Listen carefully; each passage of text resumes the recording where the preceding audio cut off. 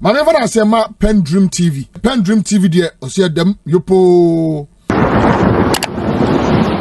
Also, coming on this matter for me, because the other concern is, can the Deputy Attorney General on their own, or the Attorney General's office on their own, just go and arrest someone who has clearly leave from the court to travel out of the country? Should they not have gone back to the court first of all? That's a very good question, and I must commend you for your courage to inquire. That's your job. Nobody should gag you, but yeah, nobody should gag her. Allow Bella to ask the questions. Allow her to unnecessarily agitated. Allow her to ask the questions. Understand? And I must comment when your brother is behind bars. No, because she's asking very good questions. When the shoe is on the wrong foot. I recall when I became a lawyer fresh, and I went to court, and after court, I was being insulted heavily by the people on the other side, a labor issue. And I came back to the chamber to complain to my senior. But the senior said, it means you are doing a very good job. Keep it up. So it means you are doing a very good job. Thank you very much.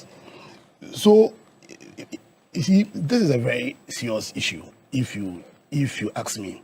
I think this issue is not about Hanan. For me, I think this issue is something bigger than Hanan himself. I think this conversation is one about our constitution and our fidelity to the constitution. Understand that the NPP as they stand now, and their members, some of their members, because of the way they've handled some issues, because of the way they've shown lack of fidelity to our constitution, it is very easy to drive a narrative that seeks to hang them. But I think we ought to understand that politics is not personal, and our fidelity must always be to our constitution, irrespective of who is at the other end. And so in spite of the extent to which some members of the New Patriotic Party and the manner in which the party itself sat aloof for the government they sponsored to show lack of fidelity to our constitution, we should never deviate from our desire to continuously stay faithful to our constitution. Because in 1992, all of us came together and agreed that the best way in which we can protect our lives, our right to our lives, the best way in which we can protect our right to our liberties, the best way in which we can protect our right to pursue our own happiness is under a system that is governed by the constitution, and to adopt for ourselves a democracy which was constitutional in nature, that is limiting the powers of state. And to that end, we had a constitution that deliberately separated the powers of government and then gave to the judicial powers to make orders. I think you've known it. The issue is where a court has given an order, and yet the order here was not just to give leave. The court actually ordered that Hanan's passport be granted him and that he be allowed to travel for a number of days for medical checkup. Yeah. To the fact that he was going out of the country just for an eye issue. It's even an indictment on us. If politicians feel that for just their eye, they don't trust any hospital in Ghana, he has to go outside, is the problem. But that's beside the point. The point is, like you rightly said, does the AG have the powers, in spite of the clear orders of the court, you understand, to arrest Hanan? I think for me that's the issue. The reasons about whether some accounts were frozen or they were not frozen is, for me, it's neither here nor there, because I think there are also the case you mentioned is just one case, but there are also authorities that suggest that the fact that an action has been seized, does not vacate an order of the court, a freezing order of the court. The circumstances will always what's called dictate that, and the terms of the order itself. You understand? But having said that, my personal view is that where an order of the court still exists, where that order has not been vacated, you understand? Where no step has been taken to procure an order that will stay execution of that order, where that order has not been varied, then also based on the principle that justice must not only be done, it must manifestly be seen to be done.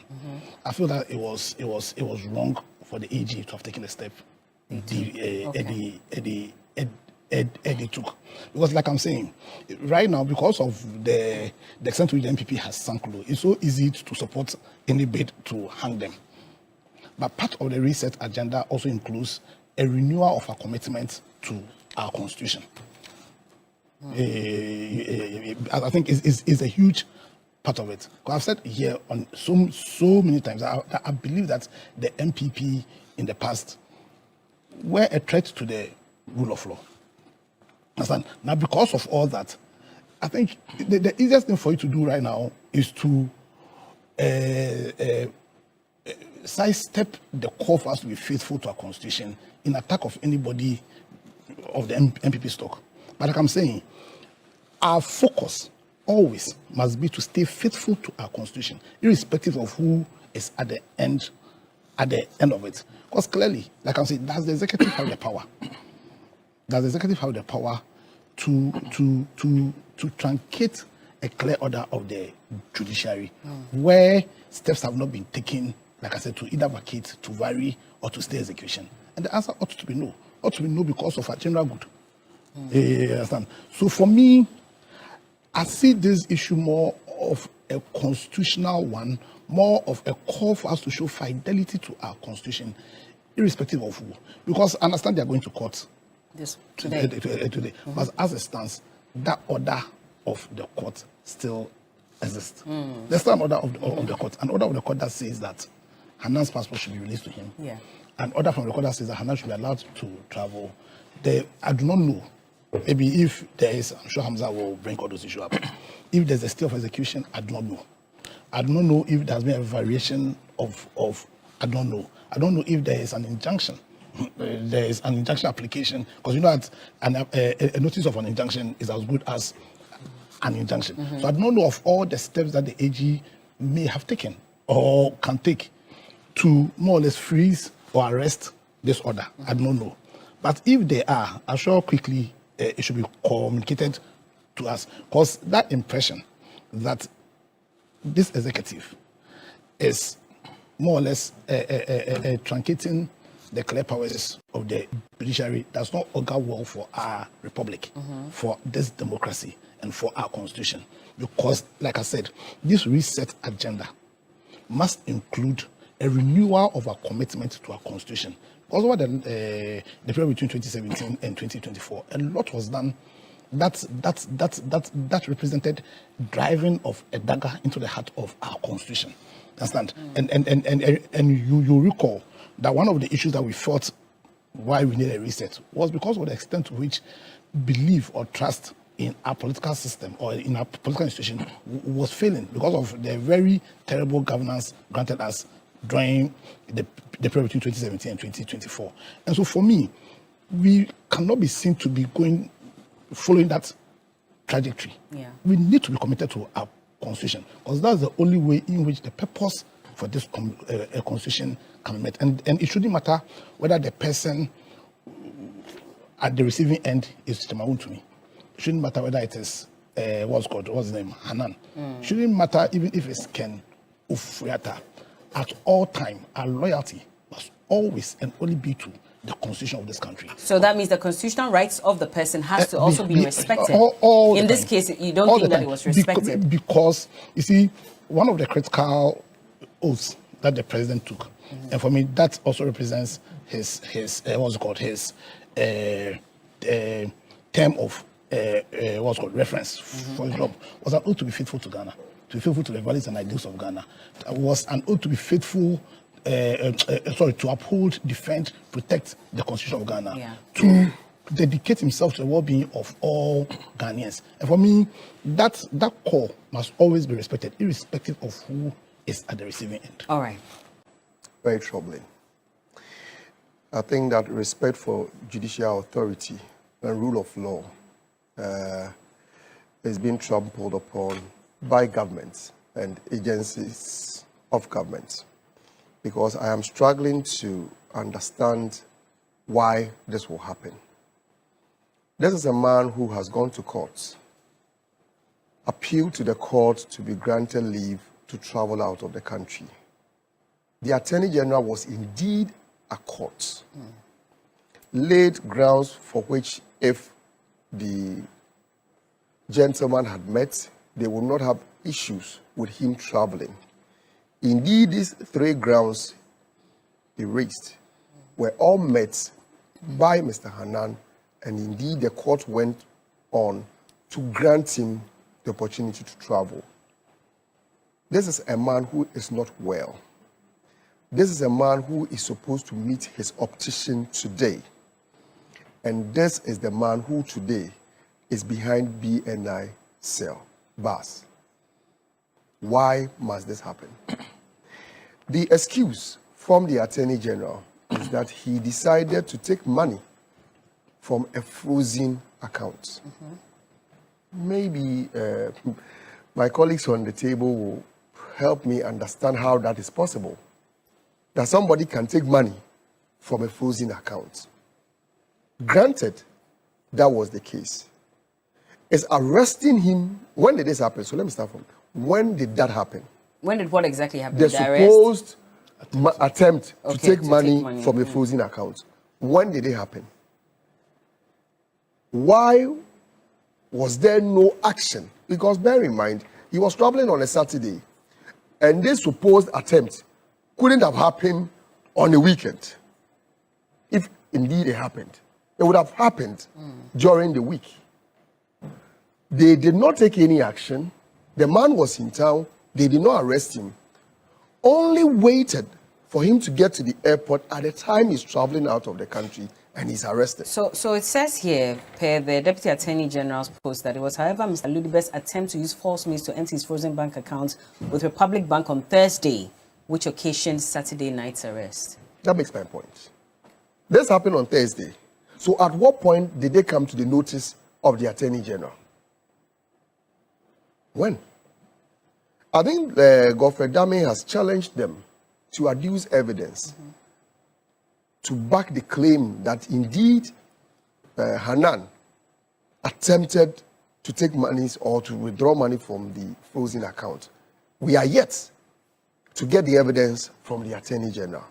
So on that score, I will side with what the lawyers for Hanan are saying, because indeed there has not been any evidence to back that claim. Well, the Attorney General is going to court today, we're told, to seek a review of the court order. And so maybe they would have used that evidence to the court.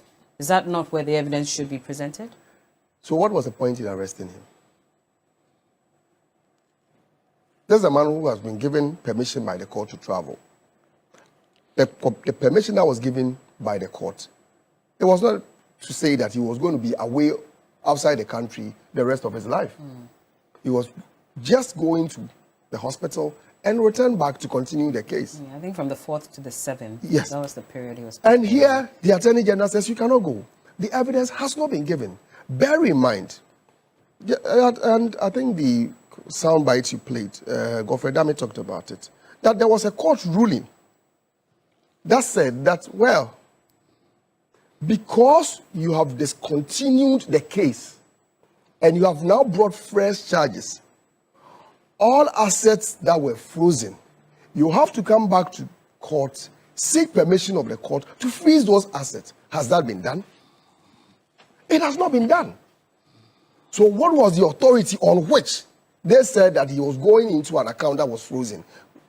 How was the account frozen? If you've not gone back to court, because you cannot rely on the previous action you took because you decided to discontinue the case. And now you are going to rely on that to say that because of it, he cannot travel. So one, there's no evidence to back the claim that indeed Hanan was attempting to withdraw money from the account. If evidence is eventually adduced, it has not been. Would you retract that statement? That I said, as we speak, we do not have any evidence. If it is provided. Even if there is evidence, the question is, on what authority is the Attorney General saying that he cannot access the account? Because there's a ruling of the High Court, which I have a copy here. There's a ruling of the High Court that says that if you want to freeze his assets, you have to come back because the assets you froze at the time was as part of the process of the first action you took against him in court, which the Attorney General decided, without nobody forcing him, decided to discontinue and start the case afresh. So what was the point? You know what? We are setting a very bad precedent in this country. And I believe that all of us as Ghanaians must watch this.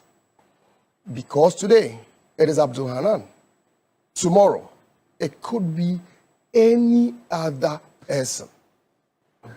Recently, there was something very profound that was said by two cabinet ministers. And I believe maybe the Attorney General should take a cue from that. It was a statement that was made by the Minister for Education, Honorable Haruna Idrisu. And then also a statement that was made by the Minister for Interior. What did they say? They said that this whole idea of giving people bail condition of 500,000, 500 million, 300 million, a bail condition, you may have to sell your entire community before you can raise. You may have to sell your entire community. And if your community is just like mine, maybe your entire community may not be able to even raise that amount of money. Government should watch it, and we must stop it. We are gradually finding every means possible to punish people even before the court pronounces them guilty of an offense. As we speak, Hanan, we've only charged him. He should have his rights and liberties to travel when he wishes to travel. So if the person who has a right to travel indeed has gone to the court and the court says, yes, you can travel, and nicodemously, government officials decide to frustrate him, take him to BNI cell and say that it's even weekend, so your lawyers can't even have access to you. When you say Nicodemus, they have given a reason why they arrested him. And you see, when I the reason is not backed with any evidence. I'm just sampling opinions on even our Facebook page.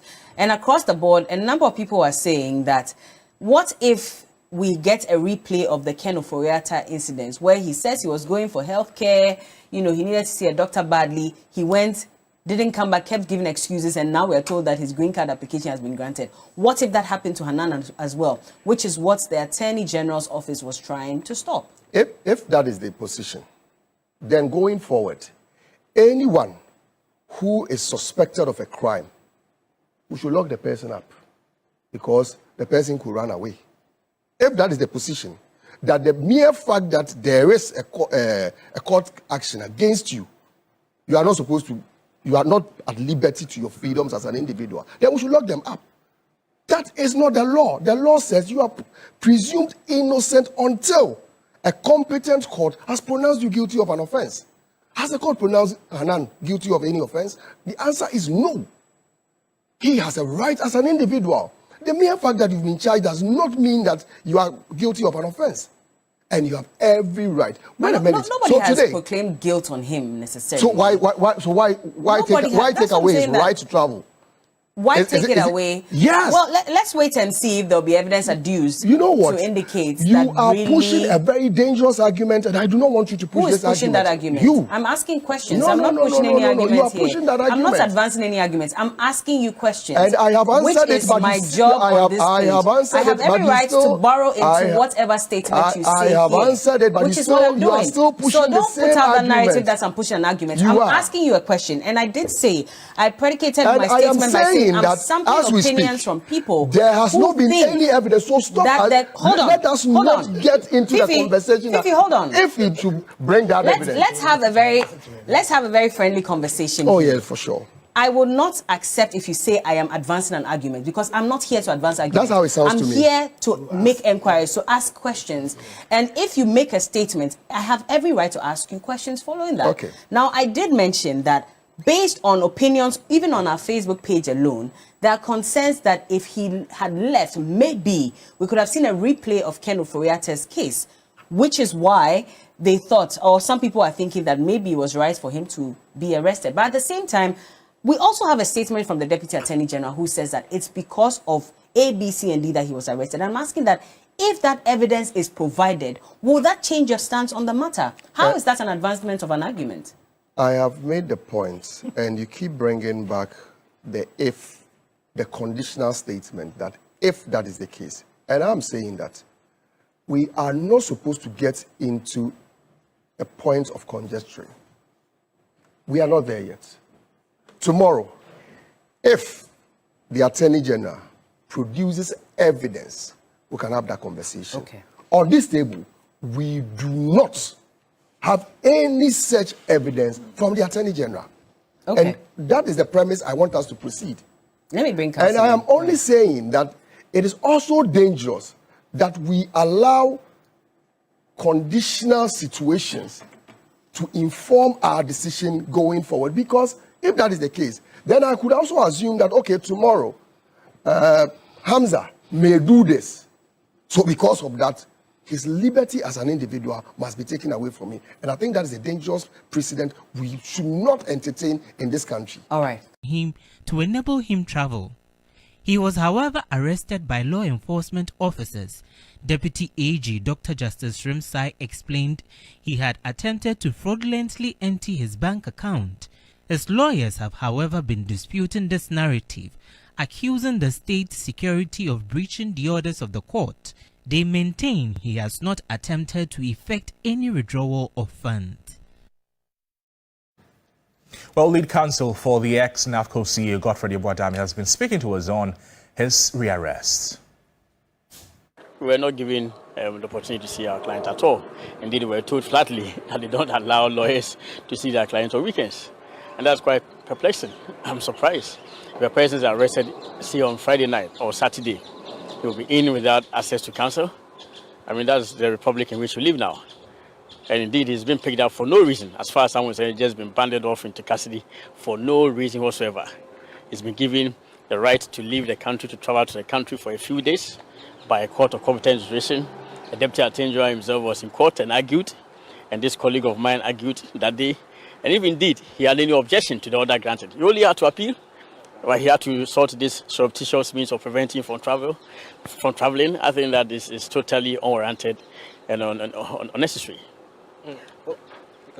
Yeah, so the Deputy Attorney General also took to his Facebook post to make some comments that your client attempted emptying his frozen bank account. How true is that? That claim is totally false. It's untrue. Did he produce to the public any evidence? Did he produce to you the manner or the evidence of the manner in which he attempted to withdraw?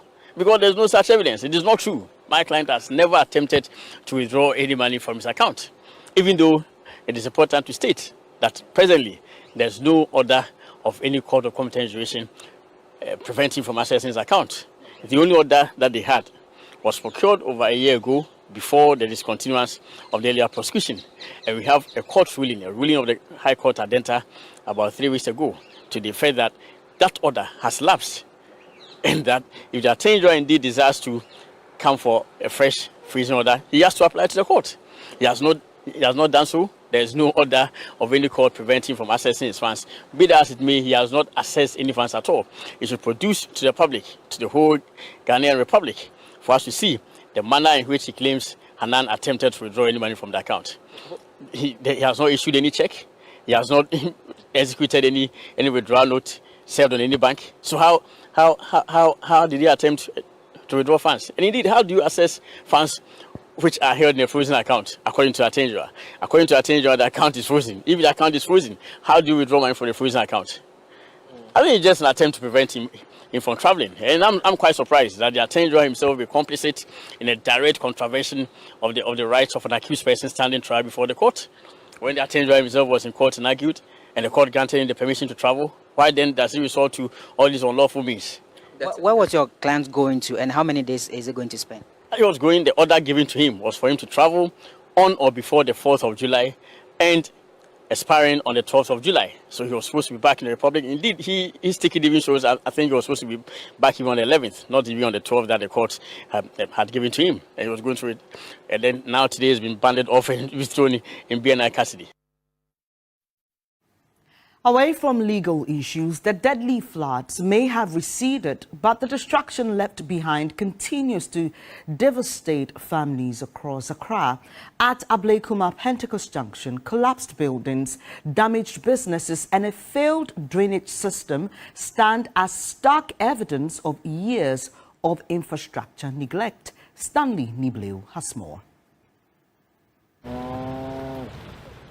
The recent floods in the Greater Accra region left behind a trail of destruction after claiming multiple lives. At Ablekuma Pentecost Junction in the Central Municipality, the scars of the disaster remain visible and dire. Collapsed structures and deep erosion have ripped through homes, shops and other properties after floodwaters washed away their foundations. Runoff from several upstream communities is channeled through a natural watercourse into a narrow, unfinished storm drain that residents say has long been unable to contain the volume of water. During the construction of the Pentecost Inner Road, part of the drainage system was built but never extended, leaving fast-flowing water to empty into a vulnerable section of the community, triggering persistent flooding and severe erosion. Successive downpours have widened the channel, further weakening the surrounding land. The torrential rains of Monday, June 29, 2026, worsened the already fragile situation, with raging floodwaters bringing down buildings located along the waterway. Several businesses, including pubs and shops, have suspended operations after their premises and customer sitting areas were extensively damaged. The destruction did not end there. Commercial activities at Express Gas have also come to a halt after flash floods severely damaged the station. Fortunately, there was no fuel in stock at the time of the incident. The gas storage cylinder has since been evacuated, while the affected section has been cordoned off by NADMO. The devastation has also extended to culvert and drainage infrastructure, with the eroded land now threatening sections of the road. Efo Besa has worked as a booking officer at the local taxi station for more than a decade. He describes the scale of destruction.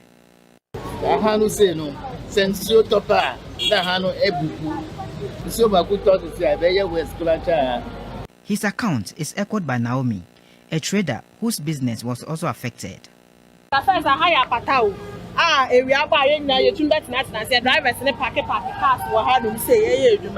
of a sudden,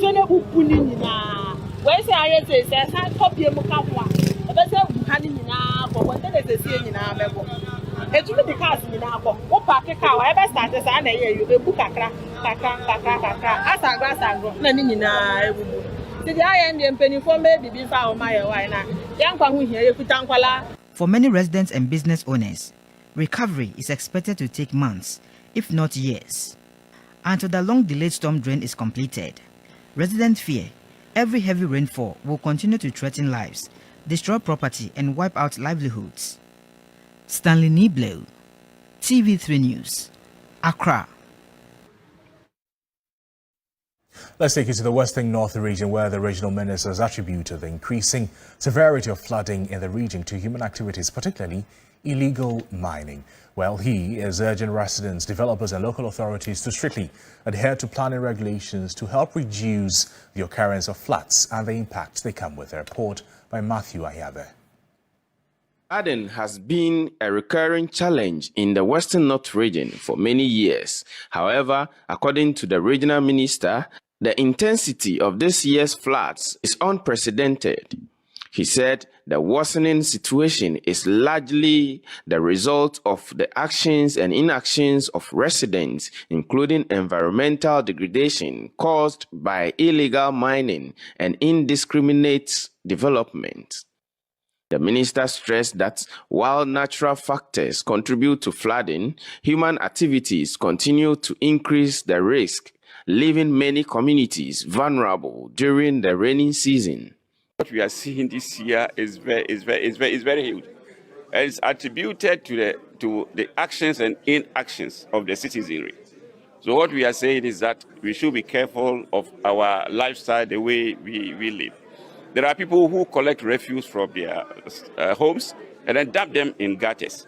And if you block the waterway like that, definitely when it rains, they will go out of the gutters, find their own level. The same way, we can talk about illegal mining activities. some of the flood-prone areas has been exacerbated because of all these illegal mining activities. And also those who build in waterways, they know clearly this is a waterway, but they put up structures there. And we are sounding caution to all developers to ensure that wherever that they put their building, they have the right permits. The minister also cautioned developers to obtain the necessary permit before putting up any structure. He charged the metropolitan, municipal, and district chief executives to ensure that building permits are issued only after confirming that proposed structures are located on approved sites and away from waterways and other flood-prone areas. In this regard, the municipal and district chief executives and their team have very strong role to play to ensure that they give permits to people if they are at the right place, but not in waterways. For TV3 News, Matthew Ahiabe, Sehiri also. Still on floods, the Ochehene Osajafo Amoetia Oforipenin says the yearly occurrence is largely driven by poor human attitude towards the environment. Speaking at a Durban, he's been urging citizens to reconnect with nature by improving environmental discipline and conservation practices. Osajafo Amoetia Oforipenin acknowledged that while weak planning and poor disaster prevention contribute to flooding, human behavior remains the key driver, citing indiscriminate dumping, blocked waterways, and erosion of traditional environmental safeguards. Now say, near to one crying, and young cranko, and as a matter of so at all, a bit me to be a so would the unum say, now to bola, a good baby, who will be anyhow. Show rubbish indiscriminately around, that is wrong. Let us keep our environment clean. The Minister for Local Government, Rural Development and Religious and Chieftaincy Affairs, Ibrahim Ahmed, reaffirmed government's commitment to equitable distribution of development projects to strengthen governance and accountability. He also raised concern over rising drug and substance abuse among young people, directing state agencies to arrest and prosecute bar operators and vendors who sell alcohol to minors. The more most of them I would open the less than 15. What is less than 18? They are mixing a lot of things, cannabis, alcohol, and tramadol. We will come down on vendors, license or not, to sell these products less than 18. I would never try so all tons are not common. Aquadano, yes, I onim yo, and to one tons. The names are all licenses, so why now see a patel? You're not so much, and nobody. And do me on chieftaincy, the Ochehene warned against political interference in traditional authority matters, stressing that such actions undermine the autonomy of the chieftaincy institution. Should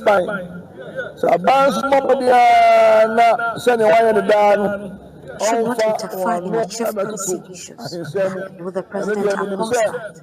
President Mahama and the President Chief of Staff Julius Debra reiterated government's commitment to expanding agricultural investment, particularly oil palm cultivation in the Achimi area, to create jobs and boost production for local and export markets. Any idea friend red gold and just been fun to and him say when you are not known near him for a casa now can you be as a CB at we're hoping that Ochima buys into this initiative of the oil palm plantation. In the next 2 years, the impact will be mind-blowing.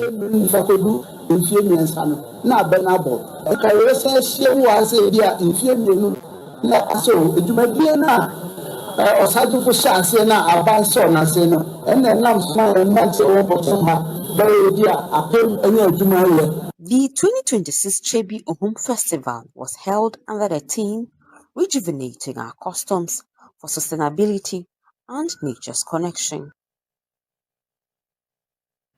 We now move to the Western region where Ikwe, after a $14 million investment in 6 years, a health facility there is still hanging despite the investment. And 6 years ago, GNPC promised a $14 million polyclinic. The site is overgrown today. The project abandoned, and residents of Elembele, they are still pleading for the project to be completed. Rama Smith has the details of this report. For years, St. Martin de Porres Hospital at Ikwe has been a lifeline, not just for the 3 Nzima municipalities, but for patients as far as La Côte d'Ivoire. Unfortunately, the project to expand that lifeline is now a ghost site. On October 16, 2022, GNPC board chairman Freddie Blay and CEO Dr. Kofi Koduasapong cut the sword for a $14 million upgrade to turn the 60-year-old Catholic facility into a modern teaching hospital. But in 2022, with the project already 60% complete, a change in the leadership of GNPC brought everything to a screeching halt. Today, weeds have swallowed the site, and the residents of the Elembele district can only plead for it to be completed. But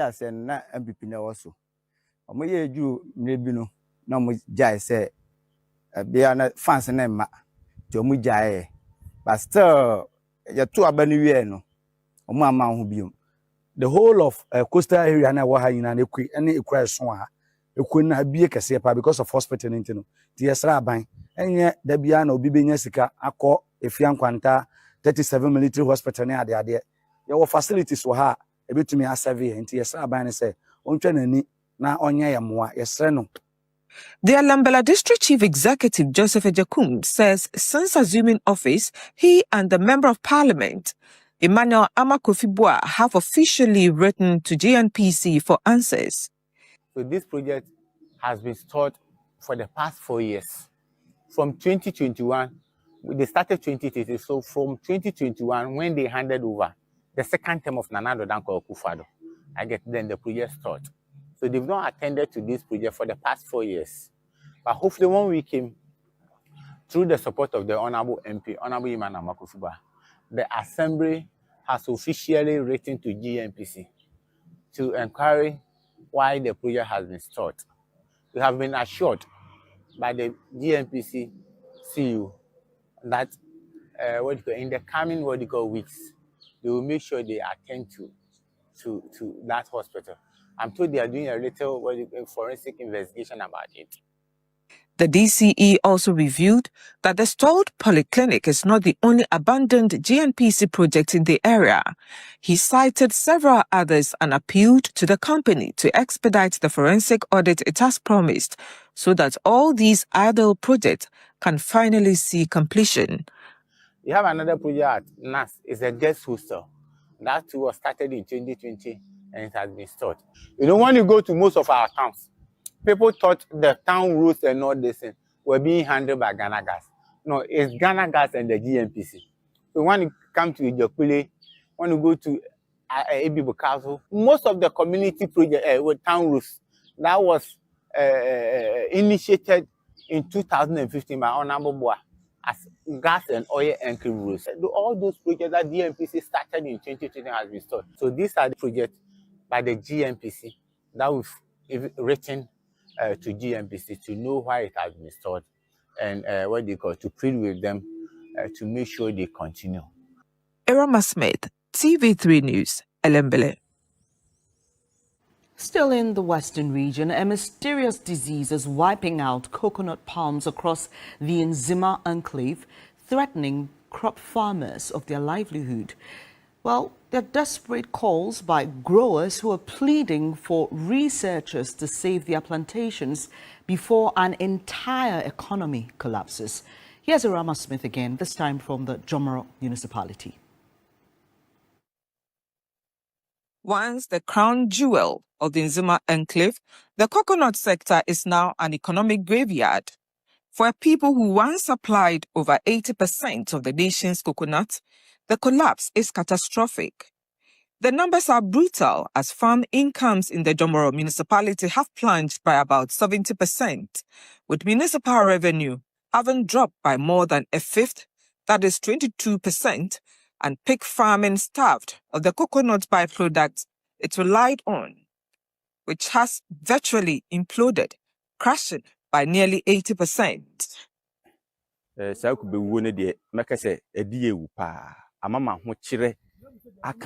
Because you have a pamu omubai nina kubeno mudi nkan duan more. But bra start say no from Apmanim downwards to Libo. Like I say, farmers no emu 90% kubeni na ewu. Nti abama affected your friends and ahwechire pa. Besori be wan ko afum be busum ba kokura obeba no obesa kokodo na kubeni abani na yellow. Ya report of my Greek for na omu the source of disease eka kubenu. Inti ye kubeni nyina de ni nyina wu. Ni boy first na oba kube